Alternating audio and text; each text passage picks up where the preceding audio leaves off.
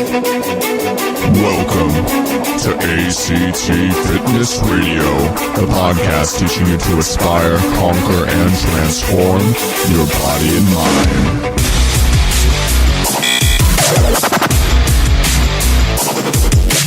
Here's your host, Adam Castro.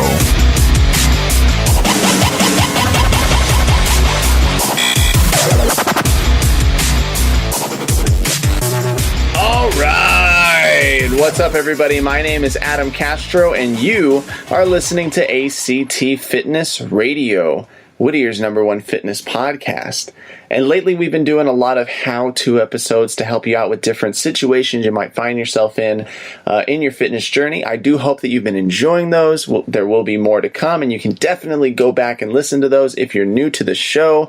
But one of the things that we've really wanted to do with this show since we started was bring in and invite different fitness influencers from the Whittier community and abroad to share with you their services, share with you their perspectives, and educate you about how to navigate through these different areas of fitness. And we've got a really, really cool episode for you today because we have 3 special guests from My Postpartum Tribe, Becky, Jazmin, and Danielle.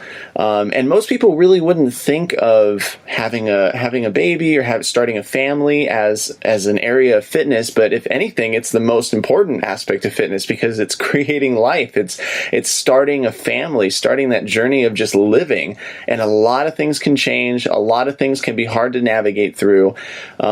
Mentally, physically, emotionally, relationally, and we get into a lot of these different topics. Jaylene and I had so much fun during this conversation, and you will definitely, on more than one occasion, hear all of us bursting out in laughter over some of the stuff that we're talking about. And we're definitely talking about some serious things as well, things that need to be talked about, things that need to be addressed. And luckily for you guys, I know how to open up and talk about my emotions. I can hang with the girls, and this really did feel like such a very comfortable conversation. You were going to feel like you're just right in the middle of a really good conversation, so I do hope that you enjoy it. The only thing that wasn't enjoyable about this conversation was the heat. Oh, it's been so hot lately, and I hope you guys are surviving through this heat wave that we're going through. In fact, during this conversation, we did have to ask our #1 fan to join us in the room. So you are going to be hearing a little bit of a hum in the background. But honestly, this conversation was so good. Just bring your ear a little bit closer. Put that volume up just a little bit higher, and I guarantee you're going to enjoy this talk. And please do listen all the way to the end and reach out to My Postpartum Tribe. You can definitely follow them on Instagram at My Postpartum Tribe and tune in towards the end to find out how you can get in contact with each and every one of them. This is our episode with My Postpartum Tribe. Why don't you guys tell us a little bit about yourselves, and would you like to start? Sure. Your name and just My name's Becky. I'm the founder of My Postpartum Tribe here in Whittier. I'm also a birth doula locally here in Whittier. The group kind of came about after having my 3rd child. I knew that I needed to find a tribe of my own, and I know other women out there need to find their tribe. And women that they can connect with, share their joys, share their sadness, their trials, all the things that they go through in motherhood, because there's no instruction manual once you have that baby. And this being my 3rd, I have older children, and I knew what I went through, and I just really knew that this community needed something like that, and a place for moms to go, connect with each other, find and bond with each other.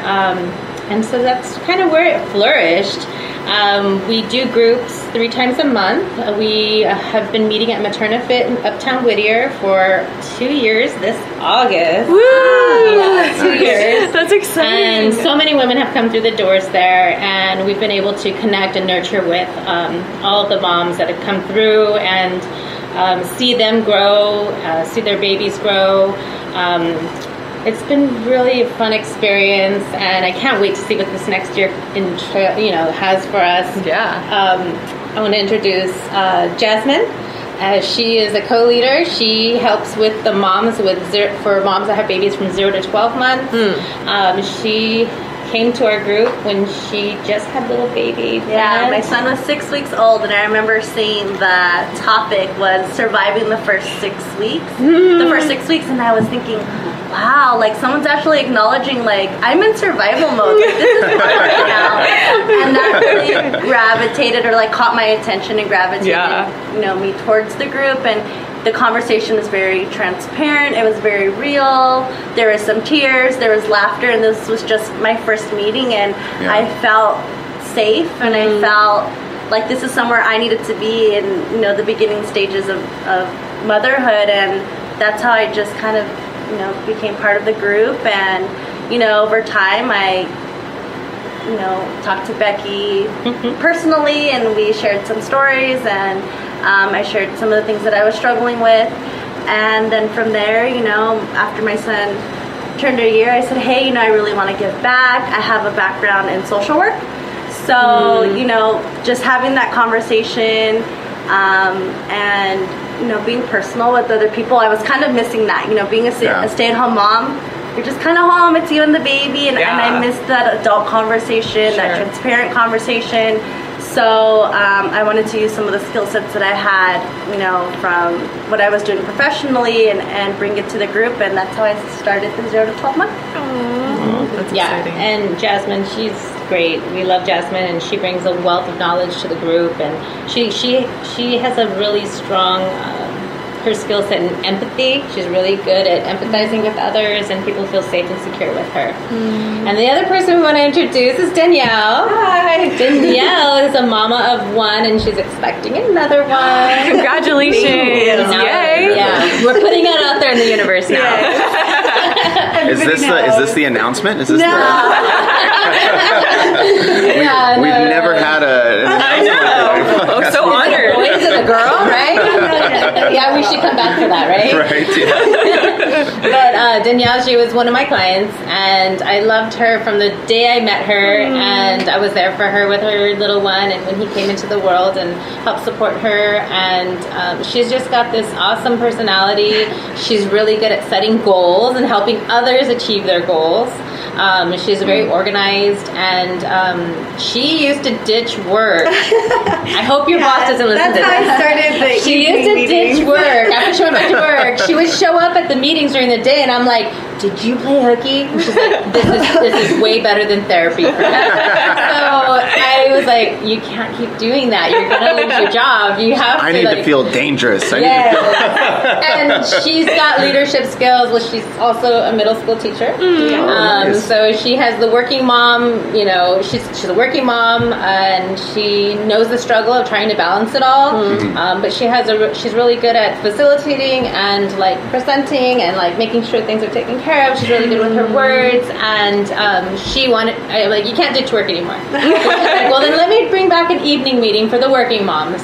Yeah. So I felt super prepared and supported my first couple months of motherhood, and then I think at like month 4, when I headed back to work, I was like, what the heck? Like, who is this baby? Who am I anymore? Like, what happened? And so I would ditch work and come to the meetings, and I would literally just feel like I needed to so bad. I needed that support system. So starting the evening meetings not only totally helped me a lot, but I felt like I just got so much feedback from other moms that were working too that couldn't come to the daytime meetings that I had to keep doing it. That's cool. Yeah, that's really awesome. I feel like, even with school, even if you have a good group of kids, right? You have a good group of kids. Teaching is hard. Teaching is difficult, and it's nice to be able to join with the tribe of people who can comfort you and be there alongside of you. Yeah. Well, it was just such a difference going back to work, because teaching had always been like my whole life, and I feel like once you have a baby, your perspective and your priorities change so much that it kind of just blew my mind, and I wasn't necessarily ready to let go of teaching being such an important priority in my life. So it's just crazy how much it changes everything. I think this is another reason why we wanted to reach out to moms specifically, because I feel like moms they get lost in just the everyday life and taking care of kids and doing all of that. I think that they're forgotten a lot of the time. They're forgotten in the fitness industry. I mean, most of the time I think moms feel, well, I mean, generally speaking, I think moms feel really good before they have their baby, but then after, they feel physically, emotionally, and psychologically just drained and hurt and tired. And you can feel like you're on an island too. You're in your household, isolated. With all of the stresses and tasks that you have to perform.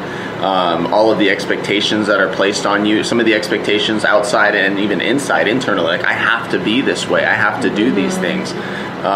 Everything becomes about the children, and rightfully so, but we didn't want moms to feel like you can't get your sexy back, like you're never too far gone. Well, part of that, I think the struggle, and I know for me personally, a lot of the moms I talk to is mom guilt. Like wanting to have time alone, you feel guilty, or wanting to get back into the gym, you feel guilty. Anything for yourself, even if it's buying myself that $5 mascara, I think twice about it now. But if the baby, where do you find a $5 mascara? Hold on, wait a second.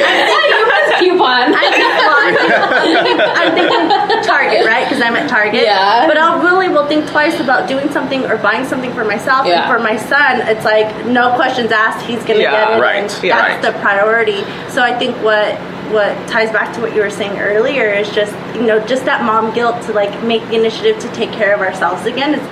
It's just really difficult, and some women are amazing at it, and kudos to them, and some moms like me just really, really struggle with we need putting ourselves encouragement first. We need that extra encouragement, and then also knowing that our baby's going to be okay, and it's okay to walk away and take care of you first. Putting yourself first, because if we're not taking care of ourselves, then nothing else is going to be taken care of. Everything else suffers. We're like the top of, we're the top of the pyramid. If we're not well, nothing else is well, and it continues to trickle down. So self-care is super important. We talk about self-care. We talk about it a lot, and it's really important. And there's an analogy that we use sometimes where we're like a vessel, and we serve from our vessel. So I'll serve a little bit to my son. I'll pour some to my partner. I'll pour some to my sister, my brother, my friends, to the group. And if I'm pouring from my vessel and I'm not doing any self-care to replenish it, I'm serving from an empty vessel. And what is the quality of what I'm giving? Yeah, absolutely.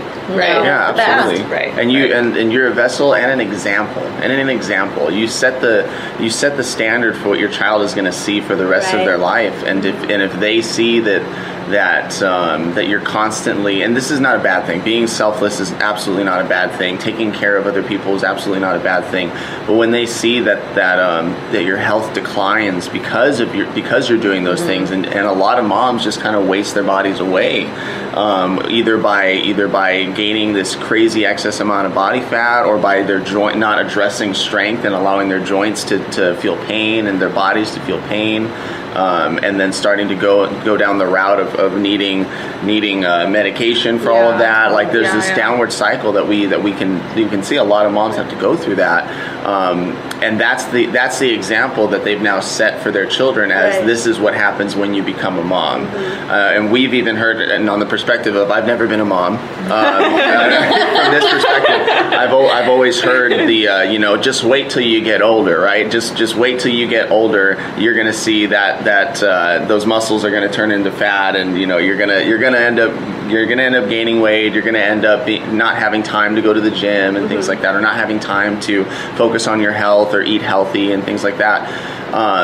But it is possible. It is especially if you have a group of people who are encouraging you to do so. I really want to talk about this idea of a tribe. Why is it important that you call it a tribe? What is the idea behind that? Well, it takes, you hear the saying, it takes a village to raise a family. And so, we didn't want to call ourselves a village. It didn't flow. So we just thought tribe would be a good word to use to describe and call it a mama tribe, where we can all lean on each other, help each other, support each other. I know there's some moms who help babysit each other's kids so they can do self-care, or they can get to therapy, or they could go to a doctor's appointment, or they could run to the market. There's some moms in our group that are doing that, and other moms that they've paired up to do fitness together. So then that's their fitness tribe. I know like the group with like Yana and the other ladies, they have their small niche of mamas, and it's nice because like I always encourage moms, try to find moms with babies of the same age, because you're going to connect and bond. And that's true. They've built these little tribes. It's amazing. Everybody has their little group. Like I see all these moms, I'm like, I feel so good that like I've connected these moms and now they have friends. Like I wonder where they would be like if they didn't have a tribe. And it's not necessarily that they have to come to a meeting and be friends with everybody in the group. It's more of come and connect with each other. I remember one meeting I laid out like age demographic. I put like papers on the floor and I'm like, okay, I want everybody to sit next to somebody that was of the same age. And they're like, okay, but my friend's over there. I'm like, I know, but I want you to make a new friend with the person next to you, because that baby and you're going through the same phase. And next thing you know, I'm like, you guys have to exchange numbers.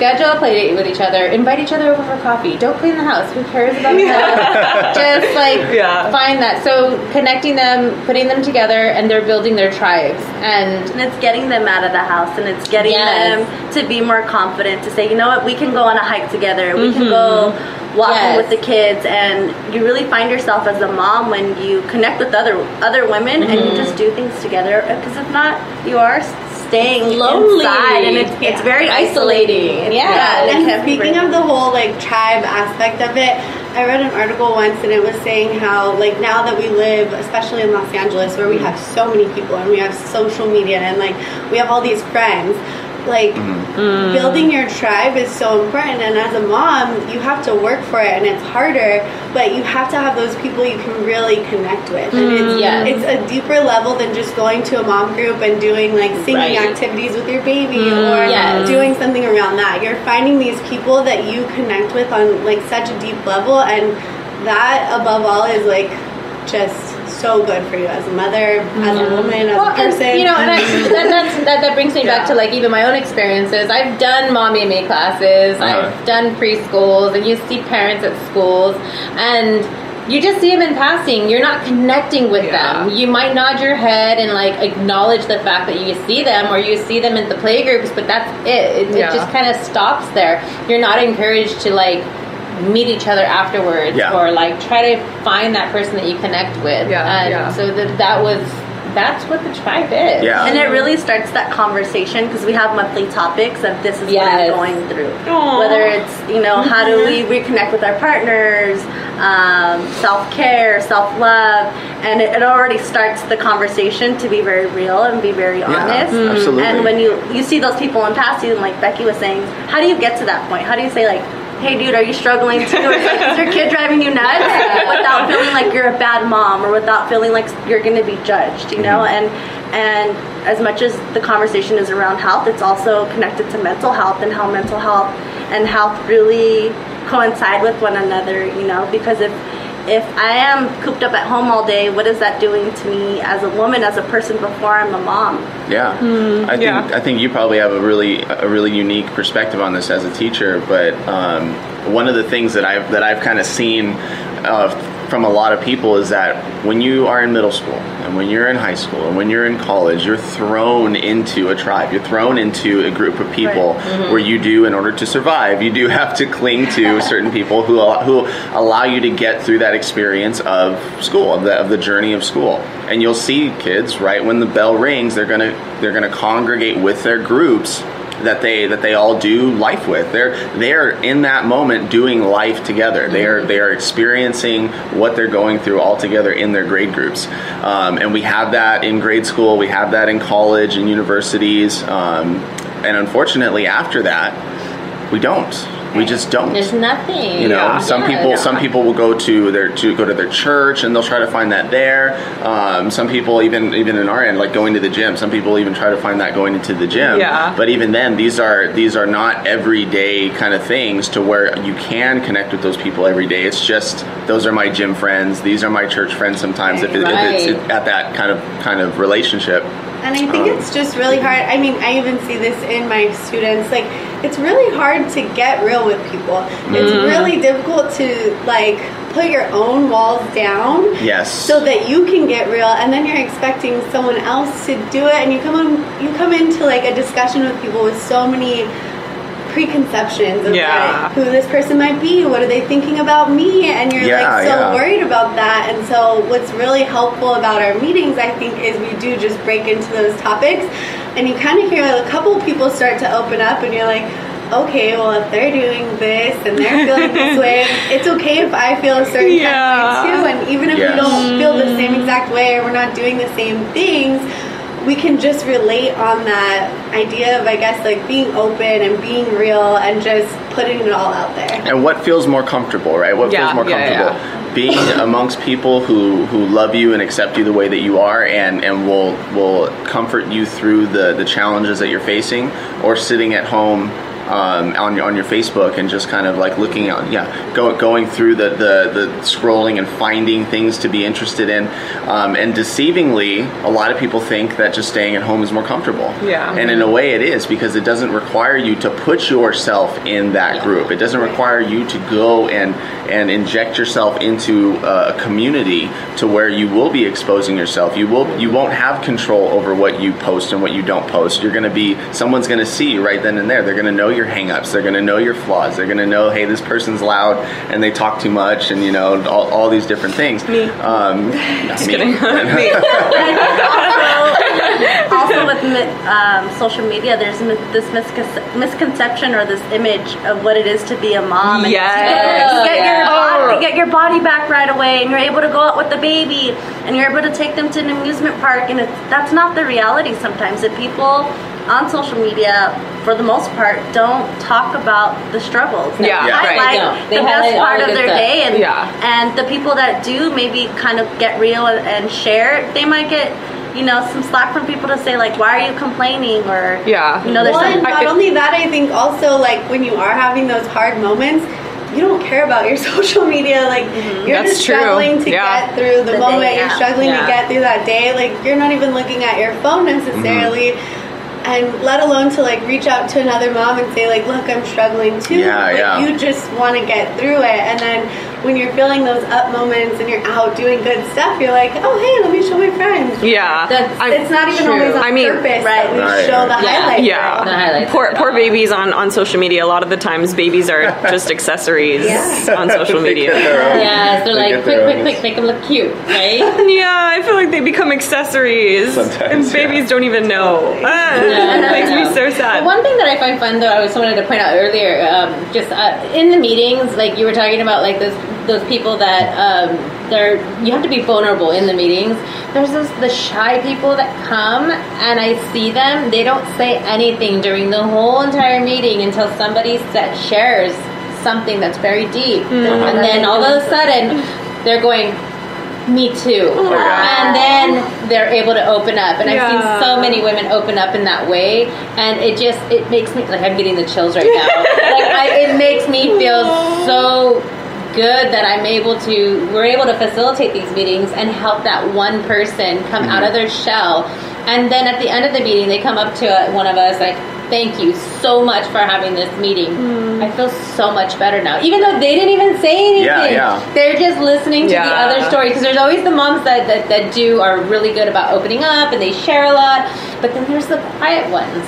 Like, there's a quiet one in your group. I'm not going to say names, but there's one quiet one that I see. Myself to not be quiet, but it's really hard for me to talk in a group, and I get very nervous, which is odd because I teach, but adults, I'm like, don't look at me. But I totally feel that, to where sometimes you do just need to hear people to kind of affirm what it is that you're taking in everything. And even that person may still go home and not make that connection. They still feel included. That's something I always want to make sure that our groups are all inclusive. Anybody can come. They can bring their support person. If they bring their partner, I'm completely fine with it. The kids come. Yeah, the kids can come. You don't have to have a sitter for it. It's completely open. We don't ever want somebody to feel like they they can't come to our meeting because they don't have a sitter, or because they want to bring their husband, or their baby's so new that they need that extra help to get just to the car and get the drive because the baby's crying the whole time and you're like a nervous wreck. But you need to get out of the house. And it's really awesome to see the variations of mothers that come in through the door, whether it's teen mom, whether it's a single mom, we have a mom, whether it's a mom of multiples, whether it's a mom with a newborn, or a mom with with older children. That's really awesome because it just shows that we all do have something in common. And I know, sometimes personalities don't jive, but sometimes when I take a step back and I look at everybody, the one thing we all have in common every single time is how much we love our children and how we are all striving to be better moms, or the best version of ourselves to be the best moms that we can be. And that in itself, I think, is amazing. Yeah, I think it's so funny you mentioned that too, because like it's if you guys know in the Bible, there's a bunch of churches that are mentioned in the Bible, right? And nowadays we have so many different churches, so that if someone really doesn't want to go at that church anymore, they can just go to a different church, right? They can go to this. There's so many different denominations, even, that if someone really wanted to, they could go to whatever denomination, church, whatever.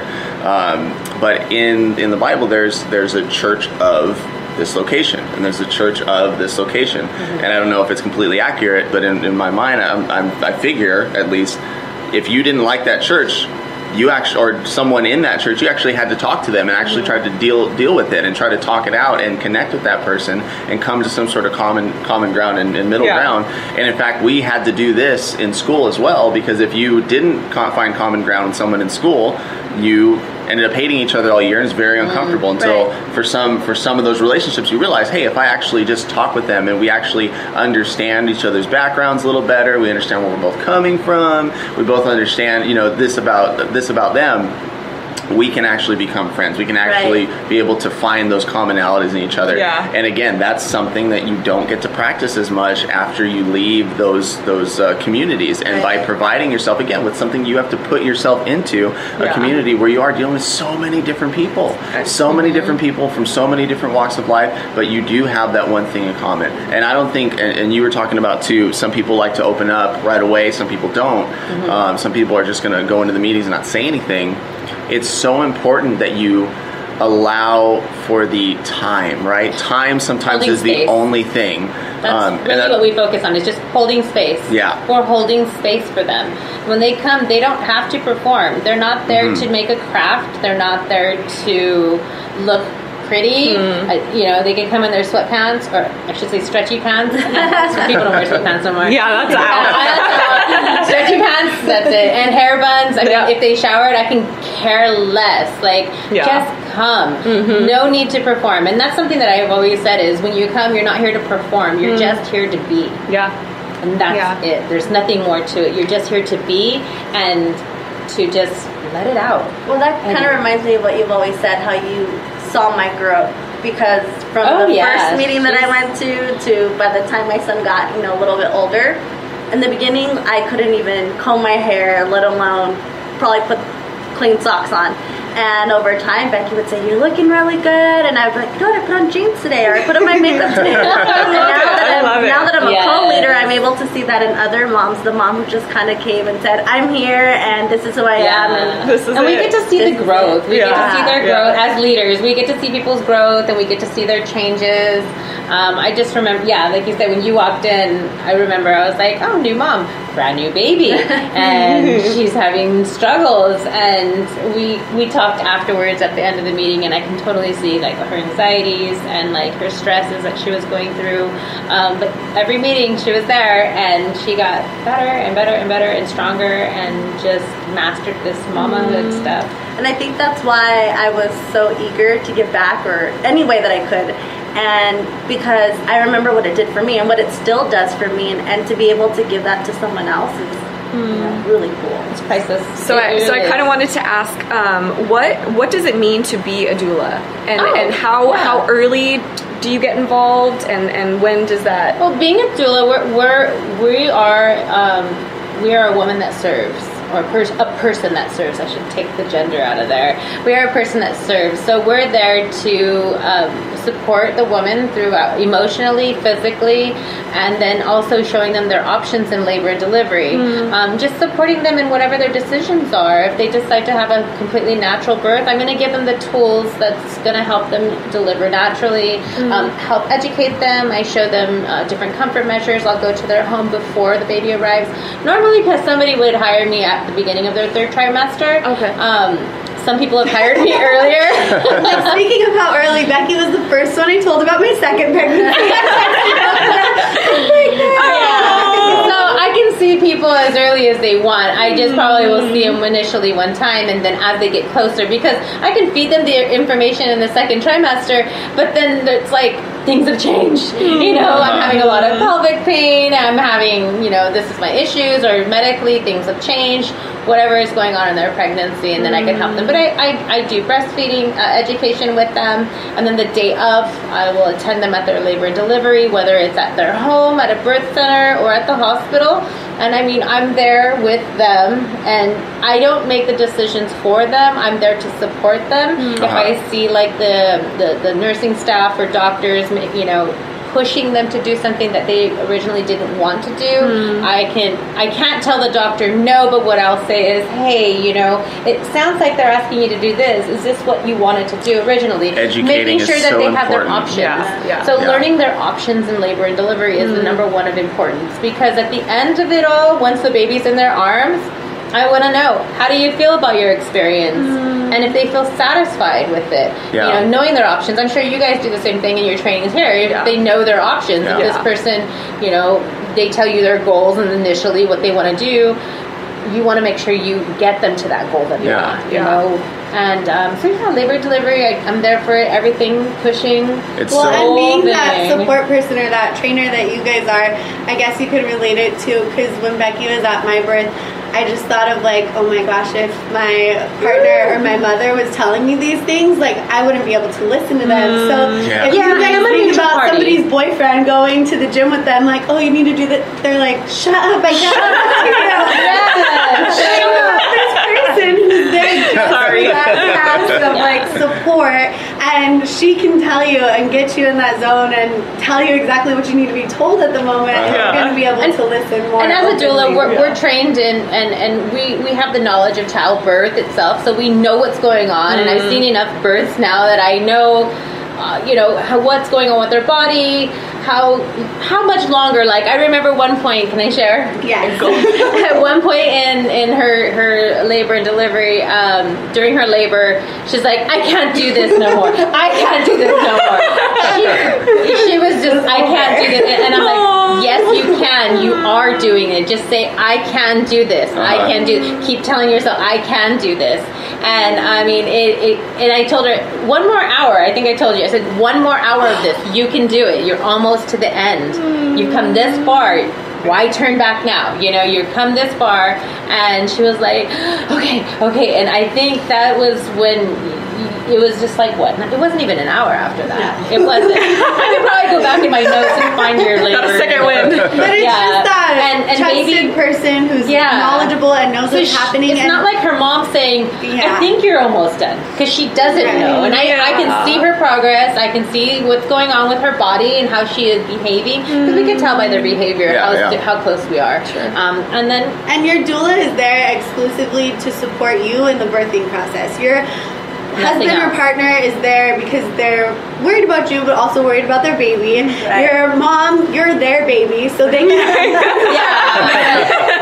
Your doctor has a different agenda. Everybody else has their own agenda. And that doula is just there to support you. The level-headed one in the. And I also play the role too, where there's some situations where the mom doesn't want. Like I had one mom didn't want her husband in the room for the pushing phase, and so I said, we talked ahead of time and found out why and what the reasoning was for it, and whatever her reasoning was, I'm just there to support her. No judgments. Yeah. I have no judgment on anything that's going on. I could have tried to convince her to let him in, but there was no reason for it. You know, that's not my job. My job is there to support. Okay, no problem. So as soon as we got into that phase, hey, Dad, you know what? We're at that point. No problem. And then, you know, I made sure he was taken care of. He was in the next room, just like right outside, kind of, and I was going back and forth. I was like the liaison, back and forth, letting him know what was going on. Nurses will correspond messages, but they have their tasks to do, and they have their protocols to do, and they have to document so many things. Every little thing. They have a job, and they have so much liability on them for this and that. Right. Kind of a different job. So it's different. So, you know, it went really well. Like, as soon as baby came, Mom was okay. I was able to go and get Dad and bring it. So I'm like that liaison. Another situation, too, is keeping mother-in-laws at bay. Keeping mother-in-laws at bay. Faces. Yeah, keeping mother-in-laws at bay and making sure that they're happy, too. Yeah. And giving them the information so that way they feel like they're still part of it, but keeping them away so that way the mom can still feel, you know, comfortable, relaxed, and in a safe environment. Because a woman is going to birth with ease as long as she feels safe, loved, nurtured, and her environment is... I mean, all of that sets the tone, right? We have to set the tone, and that's what we do. I mean, we set the tone with lighting, making sure the room is at the right temperature for her, ensuring, you know, I use aromatherapy, I just really massage wish I oil. knew when I gave birth because I feel like I have a traumatic delivery experience, and the more you talk about it, just stopping those people, like, and even like partners who are really, like, for example, just my own husband, he fainted the first time. Oh, really? And so he was no help. Like, he was no help, and I told him, I was like, what the fuck? Like, I just pushed this baby out of my fucking vagina, and where the fuck were you? I said, you're over here fainting, and this is bullshit. And now I'm here with the baby. I mean, I really laid into him because I was really upset. It was traumatizing for me. Moment that I need you, and you're on the floor. What the hell? My boyfriend, the first thing he said to me was, please don't ever do that to me again, because it was a scary experience for him, and I was like, really? You're going to tell me that? Put that burden on you. And I do like find time and place, like during the labor, like if mom is resting, like lying on her side and she's resting, she's coping well, I can then tell the partner, like, hey, right now is a great time to just crawl in bed with her, hug her, embrace her. Use this time while you're still a unit of 2. You're going to be 3 in the next couple of hours. You know, these are precious moments. And I like to try to show them those opportunities because some men don't have that natural intuition of when to do those things, or they're like, I don't want to touch her. This is like they're afraid because they see their loved one and she's in pain, and they go, well, I don't know what to do. It's that, and have you guys seen I can tell them what to do. I'll be like, okay, right now's a good time to go and do this. Right now's a good time for you to go and eat something. Or I can send them and go, you know, right now's a good time for you to go and take a nap. Go to your car and take a nap, and I'll call you when we need you. Because sometimes they're not doing as much help as, you know, as it is that they're not helping. And sometimes that mom just needs to just have that chill, quiet room. And that's so awesome that you're there for both of them. And you're there for both, and you're there for the family itself. I think it's so. It made me think of that dumb Facebook commercial where it was it was a prank thing where you hold it and the guy's like, oh, she's crying, what should I do? And it's like, you know, comfort her. Go comfort her. How? That's the question. And how? Yes, I mean, because when mom's going through labor, there's so many different things. Some women don't want to be touched. Some women want quiet. Some women want blaring headphones on with, you know, blazing Metallica. And other, you know, everybody has their own way of coping. And if that's their way of coping, then, you know. Totally. And some people, if they're athletic, I had a mama who was a marathon runner. And she was very athletic, so we tuned into her marathon running because having a baby is like running a marathon. So we tuned into that, and I really told her, you know, I'm like, look, you're at your last mile.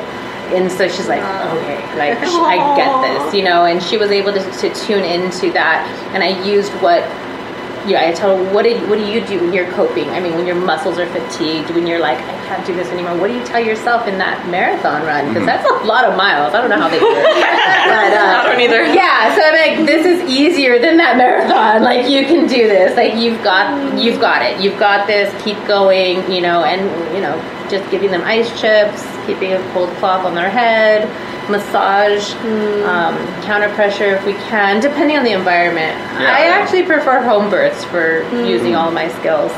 Yeah. That's amazing. There's just so many aspects to... Danielle's going to have her baby at home. I'm just kidding. Oh my God! I'm just kidding. I'm just messing with her. Everything on today. Grant's like, what? Yeah. I'm like, living room? Ew. No, it's okay. I already know how to set it up. We're good.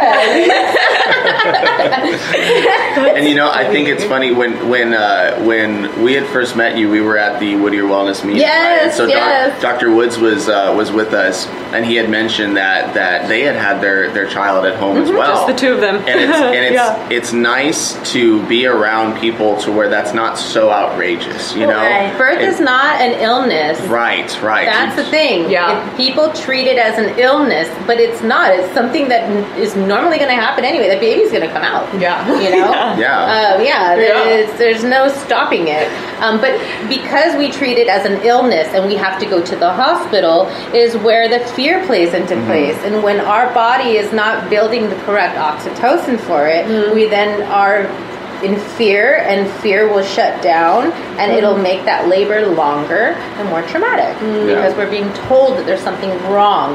There's nothing wrong with what's going on. What's going on is your body is doing what it's supposed to do. Yeah. And if we believe in our body enough, just like when you're working out and you're in a place in your workout where you're like, I can't do this. You're like, yes, I can. And you really tune into those muscles, and you really just tune in, and you're like, you meditate on it for a moment. You do your deep breathing. You're making sure you're breathing, bringing that oxygen into your body, and you just go for it. Yeah. It's the same thing. It's really the same thing. Yeah. I appreciate the parallels. I'm thinking in the back of my head, like, work can't be like working out. Having a baby can't be like working out. But it is, because then, I do meditation with them.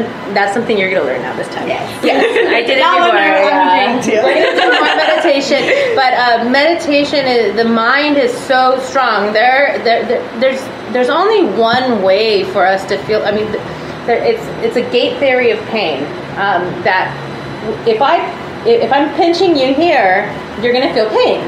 But if at the same time she's rubbing you over here, you're not going to feel that pain as much if you're focusing on the massage and aspect of it. Right. Because our brain can only accept one or the other. It's a gate. It's like pain or good sensations. And so what we do is we also tell ourselves that during meditation is that we're going to focus and breathing and getting focused on what is good, like the massage aspect of it, or maybe we do the 3 R's. It's relaxation, rhythm, and ritual. So the relaxation portion of it we focus on. Rhythm, sometimes we pack, and we just start with, just like working out, you can create rhythms in your workout to get through something too, and you create that rhythm so you don't stop. So you create a rhythm and then a ritual, so something that you do repetitively every contraction. Right. So you're just going through those 3 R's, and if you can get through the 3 R's, you can get through the entire labor. If you really focus on it. I want to point out, I definitely want to point out that it's so important to recognize. It's important to recognize the importance of all these little decisions that are made leading up to the pregnancy. All these things that people sometimes don't understand what the consequences may be of having a birth at the hospital, having a birth at home, getting a C-section. Learning your options. Learning options and being educated on what that means. It's so important. And you mentioned too about how the mom might not want a certain someone in the room. And I've seen where this can ruin relationships. Yes. this can ruin relationships. Like I still hear from some people. It'll always be talked about forever. When that baby was born, this person did this, or this person was present. It caused a fight.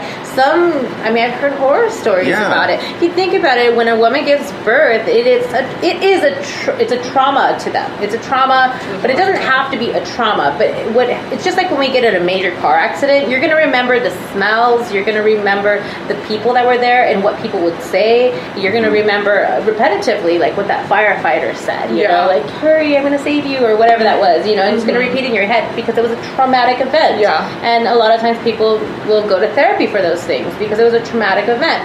But it's the same thing with a birth, is that if it turns into something that is just very traumatic, and you weren't supported, you weren't loved, and you were not listened to. Being listened to is so important. And being validated. Your feelings are being validated during the whole process. It will turn into something very traumatic. It can lead into postpartum depression, feelings of being a failure as a mother, that your body failed you. I had to have a cesarean because of this. All of these different things that can come up and then cause it.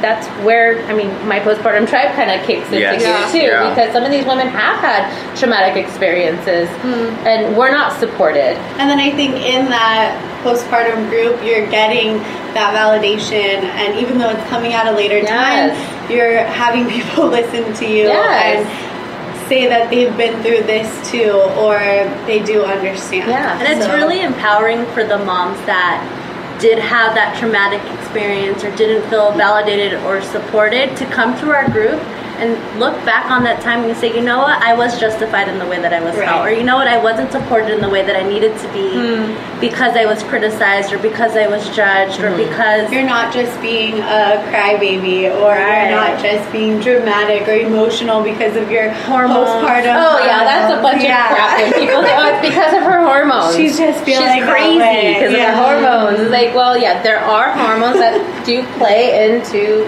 pregnancy, but a lot of times it's because she's not being listened to and her feelings are just not being validated. If she wants freaking ice cream in the middle of the night, get that woman some ice cream.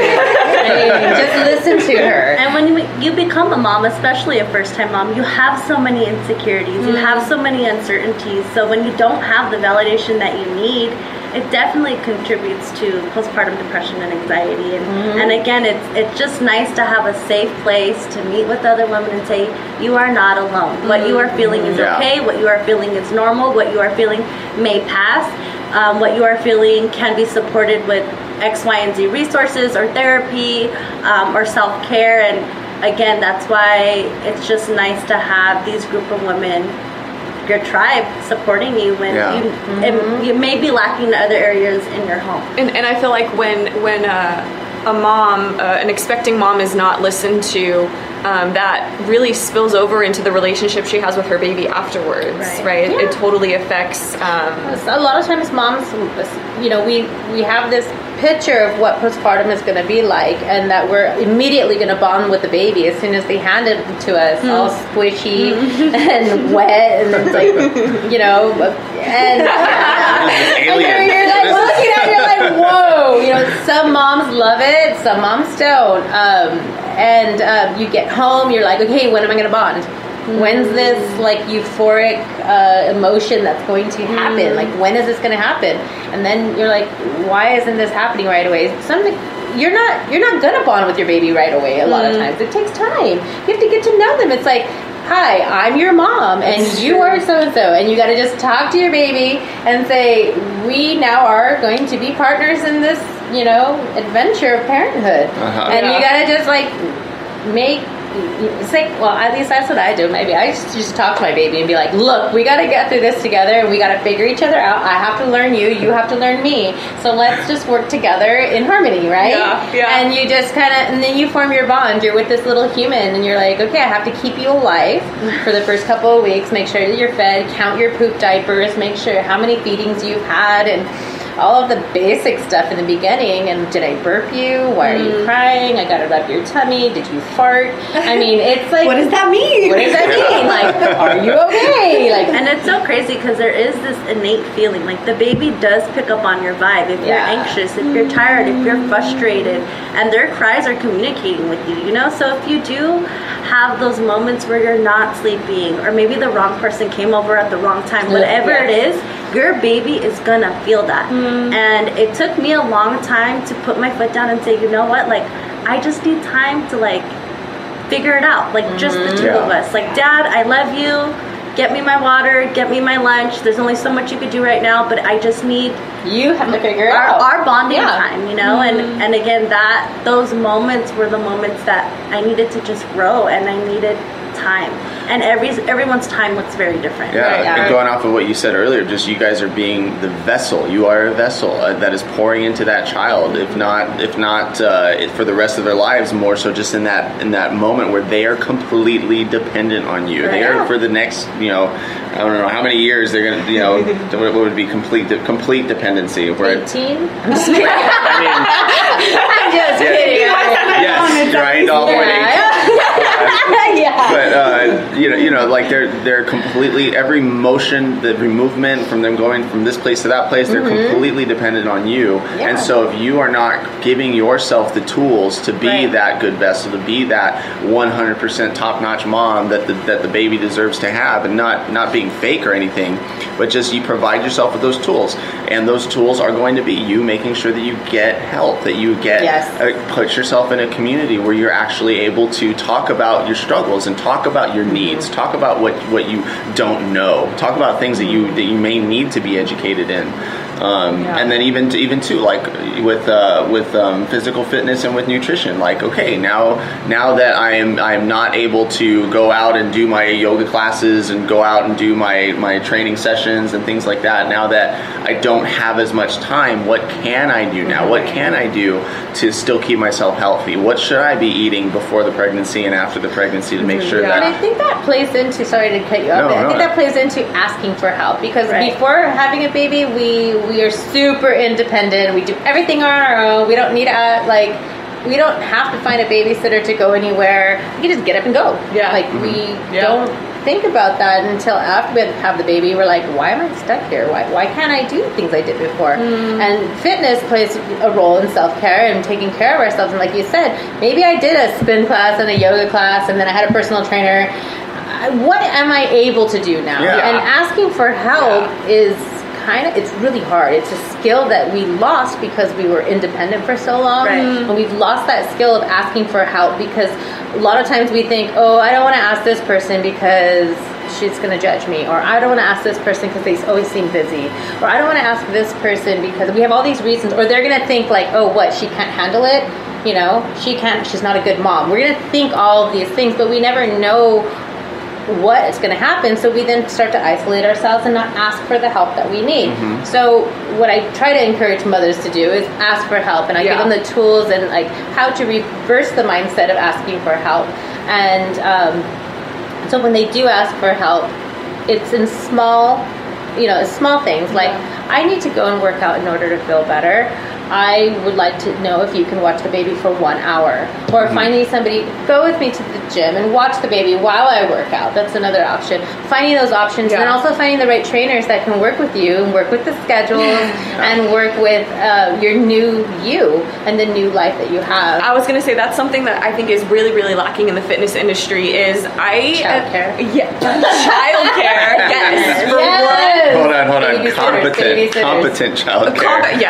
Competent childcare, absolutely, both of those, but also finding if somebody is specifically doing one-on-one training, finding a trainer who is not just okay with the schedule but understands, even if they're not a mom themselves, or even if they haven't gone through any of that, just being compassionate and understanding to I'm not just trying to take from your pocket, take from your wallet here. I actually care about you and care about your baby, because this journey is going to affect both of you. Or incorporating workouts that you're able to use the baby, whether the baby's in a carrier, whether the baby's in a stroller, and because the reality is there are hip attachment for the next couple months, especially with our newborns, and once we're able to physically move and do certain things, how we can incorporate them into our workouts, so that doesn't prevent us from being educating ourselves as trainers to understand what your body is physically capable of doing and what it looks like after giving birth. I recently met a girl who had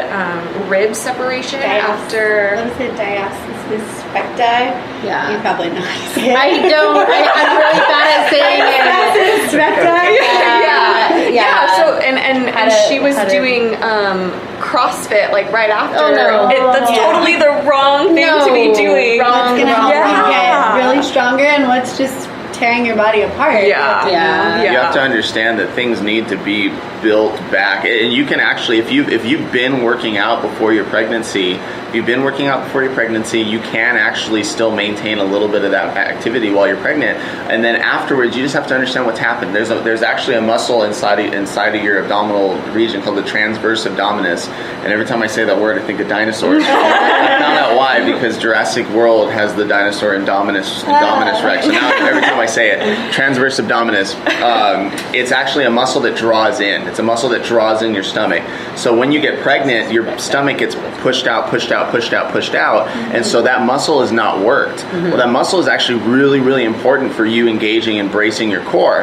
And if you don't, what happens is your back ends up taking on a lot of that tension, and you end up getting a super, super tight back. So what do most moms complain about when they're trying to work out and do things is that their back is just so on fire. Their back is just causing so much pain and stress. And a lot of that has to do with that muscle has gone through 9 months of being push,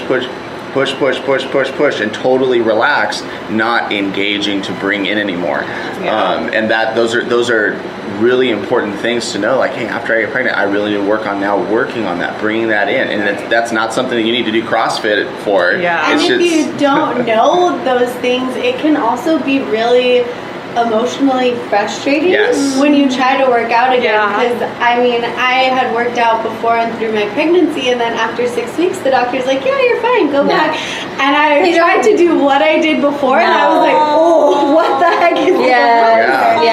And you need to know those specifics, and not only just slower, there's just some things that you can't do right away. So knowing what those are is so important. It can be so emotional, and you know, everybody who has different goals has to go through that. So if someone lifts very heavy weight and then they decide they want to do something like a Spartan race, or they decide they want to do something like a running event, their training is going to shift. Their whole training is going to shift, and as they shift to doing this, they're probably not going to be able to lift as much weight, which is totally okay, and you have to be okay with that.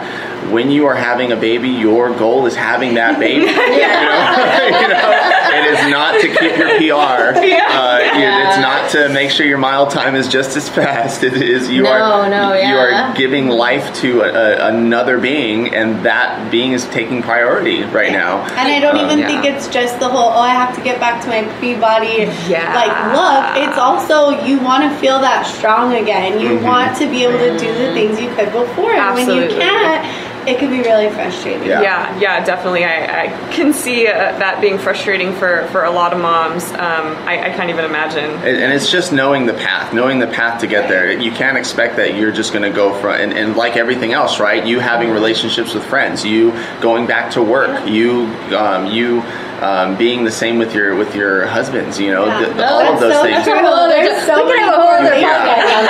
just expect to go from having the baby to now just get back on track. Like, it just doesn't work that way. I think, unfortunately, for moms who haven't found that community, or who are scared to reach out or don't want to ask questions, that's just what they do. They go back to doing exactly. They try to go back to doing exactly what they did before, and it just doesn't work that way. Or they can hurt themselves too. I mean, physically hurt themselves, or if they can't do it, then what they do is then they're gonna just beat themselves up about it, and maybe just say, forget it, I don't want to do this anymore, and then go into more of a spiral downward from there. And I feel like sharing this stuff and talking about it is so important, and not everybody's gonna get to a My Postpartum Tribe meeting, and it's just so important. Everybody. I want to go to a postpartum. Let's go. Yes. But it's just so important to know that these communication skills and talking about what you're feeling like, and that you're not alone, is so important, and just really getting it out there and sharing it with even if it just is communicating better with your partner that you're having that child with your family members, with your friends who don't have any kids. Like, everybody's struggling. Everybody's just trying to figure their stuff out. And so you can relate to anybody at least on some level, I think. And you might be going through something different, but you can still relate to them on that. You're figuring something brand new out, and you have to talk about it. You have to be real about it. You have to be honest about it. And I think that it is important to recognize that it is an emotional thing that's happening. It's a physical thing that's happening. It's a mental thing that's happening. Psychological, all of that. It's something to where you can't expect to just go from having the baby and get back on track. But the reality is, a lot of people think that it is like that, and they put that expectation on themselves. I mean, how many people have you seen? They're just like, I can't do it. I can't do this. I can't. I can't get back to us. And you just have to. You're not supposed to. Like, you're not. It's not supposed to just happen like that. And having a community like Postpartum Tribe, and talking with people, being able to communicate those needs is so important. As we're coming up on an hour here, I do want to say, what are some of the biggest challenges, like the 3 biggest challenges that Postpartum Tribe that you've seen has been able to help with the experience of after the birth, after the pregnancy? Challenges that the moms face. Helping them. Really, isolation. Trying to help them get out.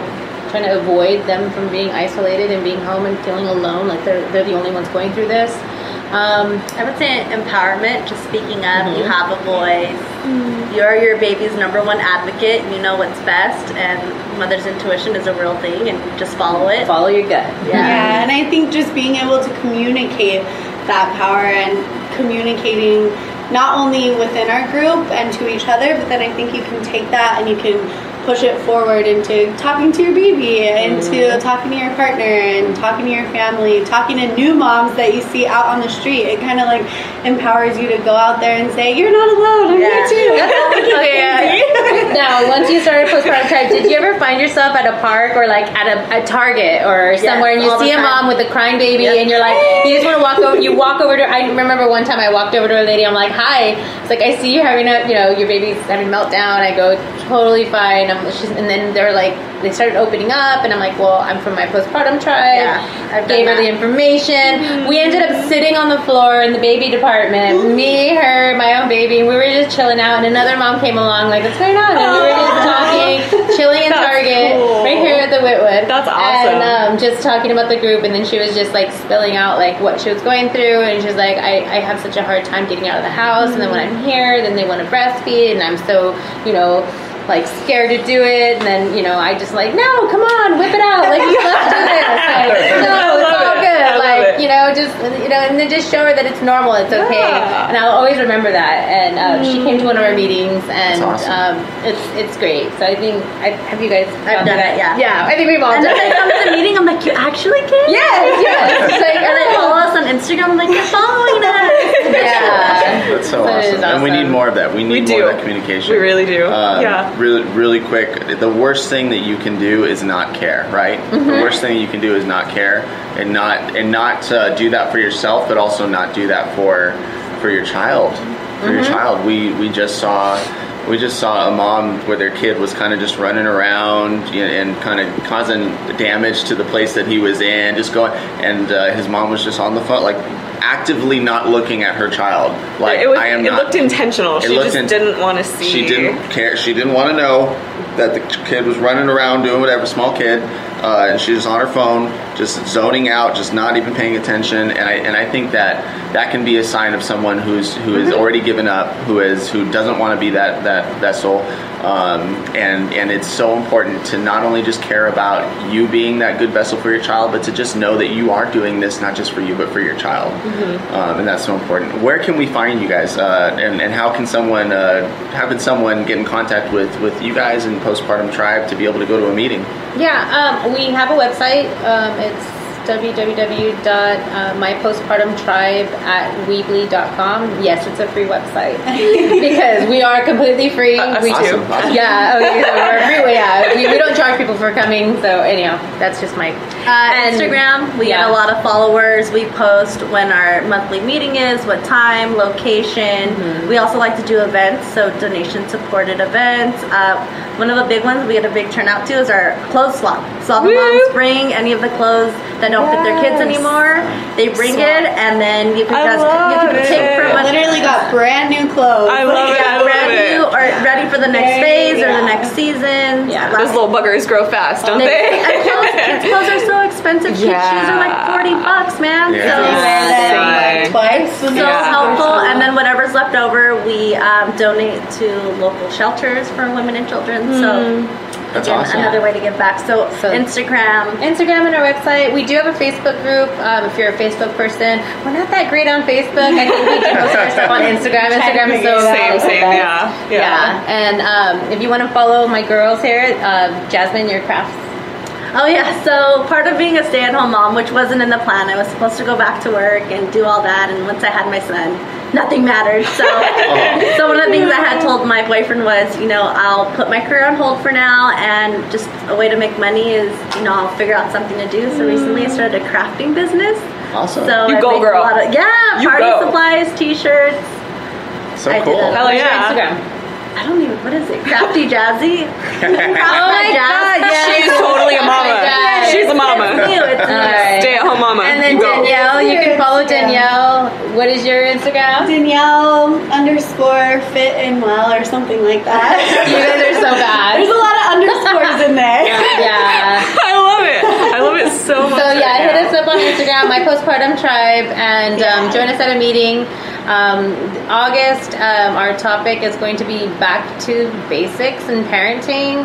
I'm not going to say what it is yet, but I have some things lined up that we're going to do. Awesome. for next Stay month. tuned, And yo. it's our 2-year anniversary. Yes. Oh, So congratulations. Yeah, in 2 weeks. Yay. That's Yes, awesome. it is. So very exciting. Goes by fast. It is. It flies by. It So does. fast. Yeah. So thank you for having us. Thank you so much, you guys. Awesome. We do hope that you enjoyed this episode, and like I said before, we had so much fun during this conversation. This was too good not to do again. We are definitely going to have them as guests in the future, so stay tuned for that. And if you did like this episode, be sure to give us a 5-star rating and review. Tell us what you liked about it. Be sure to subscribe to the podcast so that you can be informed when more new episodes arrive, and be sure to visit our website, www.actfitnessacademy.com, for more free resources. As always, we'll see you in the next episode.